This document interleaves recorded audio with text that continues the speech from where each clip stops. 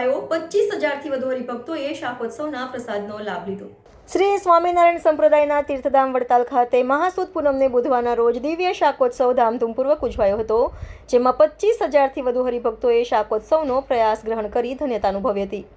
વડતાલ શ્રી લક્ષ્મીનારાયણ દેવ પીઠાધિપતિ આચાર્ય શ્રી રાકેશ પ્રસાદજી મહારાજે શાકોત્સવના વ્યંજનોને ગુલાબ પાંદડી વધાવી પ્રસાદીના કર્યા હતા। સાથે સાથે શાકોત્સવ સેવા આપનારા સેવકો, ભોજનાલયના કર્મચારીઓ વગેરે સેવા બદલ બિરદાવ્યા હતા। દિવ્ય શાકોત્સવની માહિતી આપતા મંદિરના મુખ્ય કોઠારી ડૉક્ટર સંત વલ્લભદાસજીએ જણાવ્યું હતું કે ભગવાન શ્રી સ્વામિનારાયણે લોયાધામમાં સુરા ખાચરના દરબારમાં 204 વર્ષ પૂર્વે 100 મણ રીંગણનું શાક બનાવ્યું હતું, જેનો 12 મણ ઘીમાં વઘાર શ્રી હરિએ પોતાના હાથે કરી ભક્તોને રાજી કર્યા હતા। આ દિવ્ય શાકોત્સવનો નંદ સંતો સહિત હજારો હરિભક્તોએ લાભ લીધો હતો।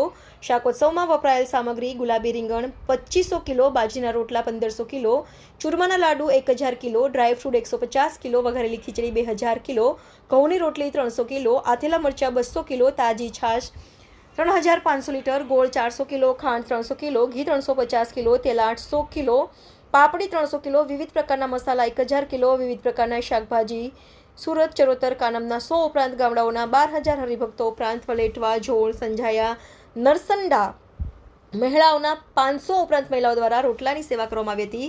મહાસુદ પૂનમને બુધવારના રોજ સવારે મંગળા આરતી બાદ પવિત્રાનંદ સ્વામીના સભા મંડપમાં પરમ પૂજ્ય બ્રહ્મ સ્વરૂપ દાસજી સ્વામી તથા હરિકૃષ્ણ દાસજી સ્વામીએ શાકોત્સવ કથામૃતનું રસપાન કરાવ્યું હતું। સત્સંગ સત્રના યજમાન બિપિન ચંદ્રસિંહ પટેલ વડોદરા હતા।